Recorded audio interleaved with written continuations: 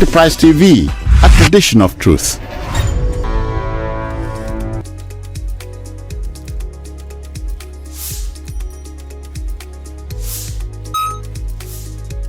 Yeah, I think it's a fair request by the ex-presidential aspirant to demand for accountability in terms of the nation's debt stock. If we look at it in Naira terms, we have a dramatic increase in the nation's debt stock, which is not surprising because of the unprecedented devaluation of the national currency. From aggregate of 490, 500 naira to $1 in the early part of 2023, just last year, we had a devaluation of around 900 naira to $1 by December. And of course, by January, February 2024, that almost doubled. At the peak of it, we were having almost 1,900 naira to $1, which is over 70% rate of devaluation in the national currency in that short space of time.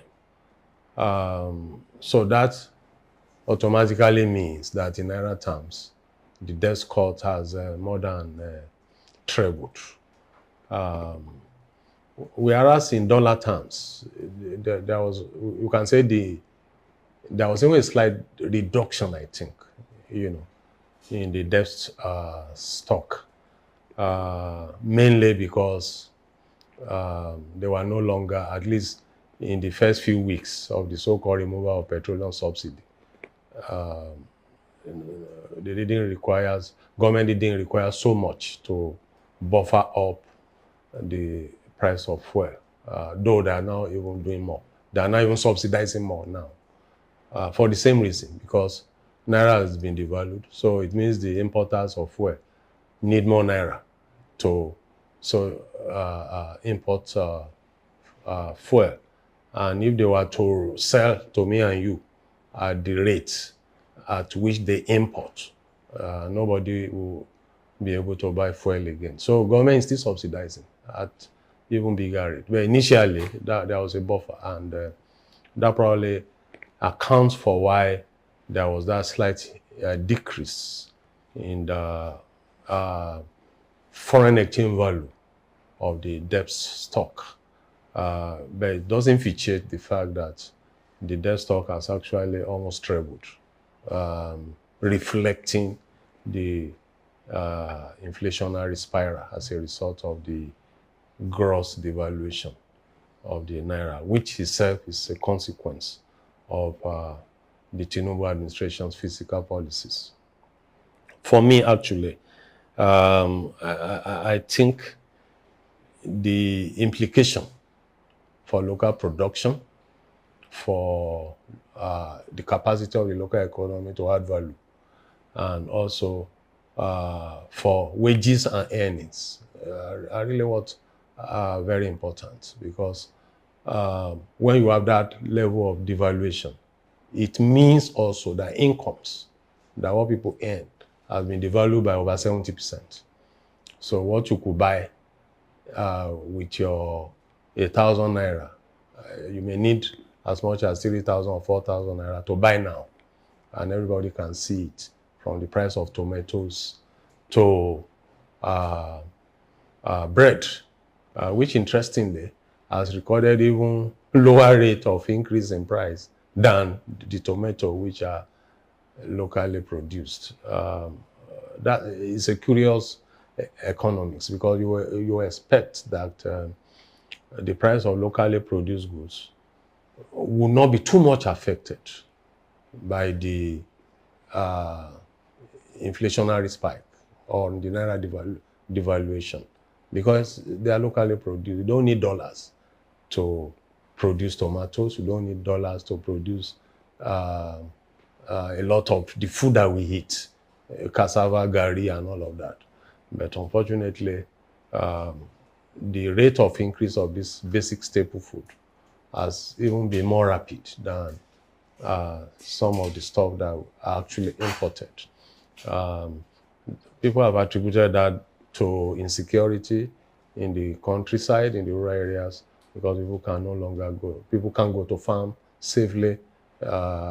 So there's a lot of abandonment of farming and agriculture. And there doesn't seem to be a lot of serious attention being paid to that. And I think that's also one area that should concern all of us. In the long term, we hope that the devaluation in Naira, if combined with other progressive, bold steps by the government, will lead to increased local production. Because it means cost of labor is actually now cheaper. And both the manufacturer and the state government seems to have ganged up against workers to ensure that wages will remain very low. There will only be a marginal increase in minimum wage from every indication. We aren't going to have a minimum wage that reflects in any significant manner the rate of inflation, especially given what we have experienced in the past 1 year. If labor is cheap, it means that a significant factor of production is now cheaper. That ordinarily should also encourage more local production. We hope that will come to fruition. Though cheap labor on its own is not sufficient to boost production. In the case of agriculture, we need security, definitely. We hope government will put more effort to address the state of generalized insecurity in the countryside, so that people can have more confidence to go back to the farms and produce food. I've had a lot of puerile analysis blaming Nigerians for being lazy, and that's why food is scarce, because people are not willing to farm. I think it's absolutely asinine and a very wicked kind of opinion to express at this point. It displays utter ignorance and insensitivity to what millions of our people are facing in the rural areas, especially in the Middle Belt and northern parts of the country, but also practically all over Nigeria now. It's not safe to farm. So we hope government will pay more attention to that. And like Mr. Obi indicated, it's not really a big issue to borrow. What's important is what you are doing with the money. When you borrow, what is the objective? What are you investing the money in critical infrastructures? Are you investing the money in building factors of production that will encourage more productivity? Are you investing the money in the social sector, which invariably is the best guarantee for security? Because experience all over the world has shown that the less social protection you have, social security you have, the more physical insecurity you have. The less of that you have. And that's why you have the countries of the world that has the most robust social security system are also the most secure. We have some Nordic countries that are closing down their prisons. And it's not by accident, because those are the people that are invested more in human capital, in human beings, in social security, in ensuring that there's functional education for everybody, not just for privileged few. There's access to healthcare. There's basic, even digital access is becoming human rights in large parts of the world, because you have to have digital access to be able to have access to the latest stock of human knowledge and socialization, which are basic for your ability to be able to produce in a way that will meet contemporary needs. So these are the issues. So if you are borrowing and you are addressing some of those things, then of course we will not be so critical. But if you are borrowing, and at the end of the borrowing, what we are seeing is that you are buying new jets, presidential jets for the president with the borrowed funds. You are building new mansion for the vice president. You are repairing the National Assembly complex, which the Jonathan administration did, comprehensively refurbished before he left. You are buying new luxury cars for legislators. If that's what we are doing with borrowed funds, then every Nigerian has to be worried. But if we are borrowing and we are investing in the real sector of the economy, we are borrowing, we are investing in human capital development and basic infrastructures, then I don't think people like us will be complaining. And I think that really is where all of us should be concerned. Do you foresee the federal government actually heeding the call to give a thorough breakdown of what we've done with what we've borrowed? I can only speculate because I'm not the federal government. So I'm not in a position to determine whether they will heed the very rational and sensible call for basic accountability. Public finance in Nigeria has been extremely opaque, and that has been a general critique. People like Okonjo-Iweala, when they were there in the Obasanjo administration, tried to introduce elements of fiscal responsibility and transparency, but the very people that were supposed to implement all those policies actually subverted them, and so nothing really has changed. Even from the Obasanjo government that instituted some of those policies and laws, we have the Fiscal Responsibility Act, and so many other, including even the EFCC, were all part of the attempts at that period to ensure that people are brought to account on how they are managed their public finance. So it remains a serious challenge. The Buhari government was elected. A lot of people supported the Buhari government initially because it was felt that it would bring some sanity and transparency to public finance. But that didn't happen. And now it seems to be even getting worse. So if we look at that trajectory, I will be overtly optimistic to think that that call will be heeded, that there should be a breakdown of the nation's current debt stock to see what has actually been spent on what. Because like we have said, we are not seeing investment in any serious sector of the economy. We are not seeing investment in human capital. School fees are being introduced, not just being introduced, are being jacked up. 100 by 100%, 200% increases in school fees. Then you say you introduce a loan, a very disarticulated loan scheme, a bursary scheme. School fees is 500,000, and people can borrow 50,000. So how does it rhyme? What do I do with 50,000 if I have to pay 500,000 naira school fees, and then I will have to pay back after graduation in an economy that does not guarantee jobs and employment? So where is the money being plowed into? It's not in human capital development. It's not in education. It's not in healthcare. We are now being told that all of us should go and enlist with private sector HMOs for our healthcare. And of course, me and you know that that's a non-starter. It's not. They've been mounting it. It's not working. The Nigerian Health Insurance Act was enacted as far back as 1999. It has achieved only 5% coverage. And we are still talking the same thing. So, healthcare, nothing. Physical infrastructure, we ain't seen nothing happening.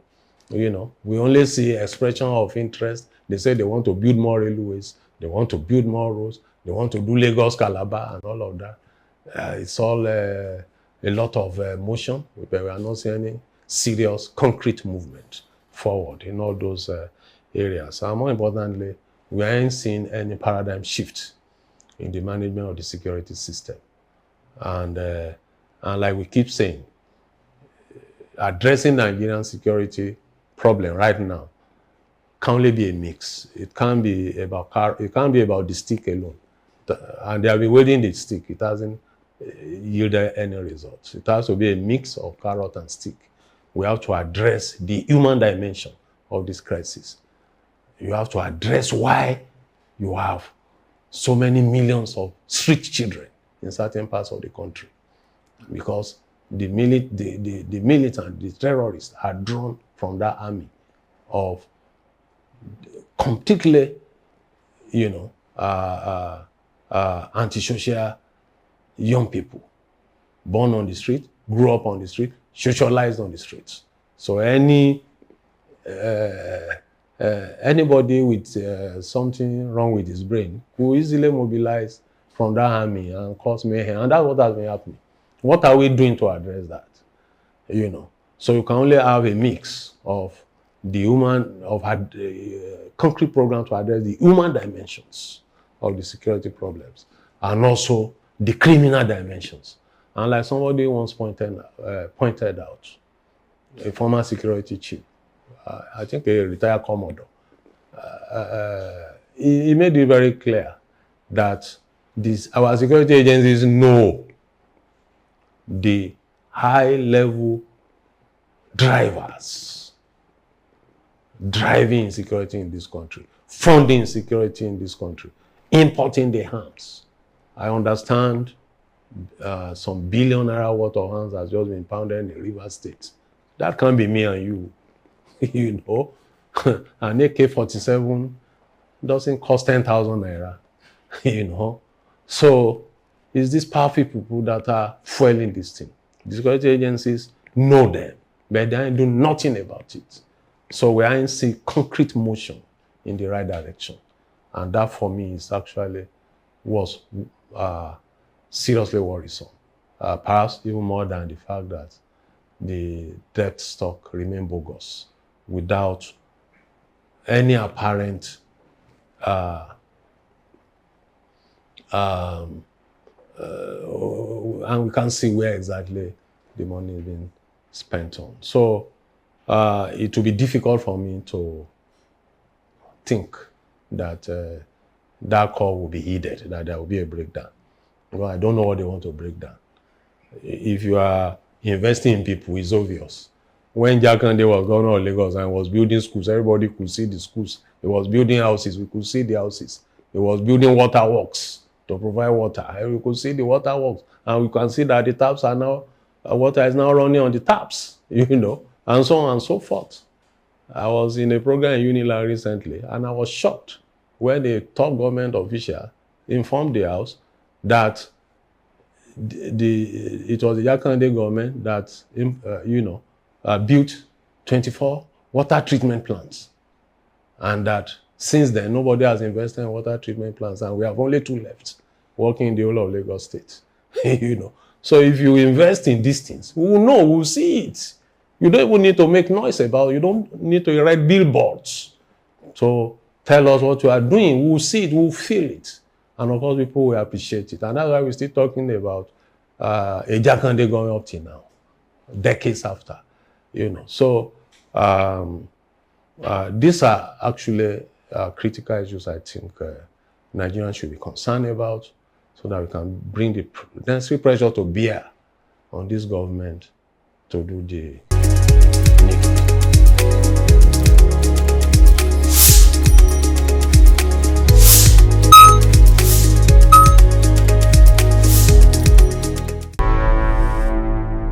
Enterprise TV, a tradition of truth.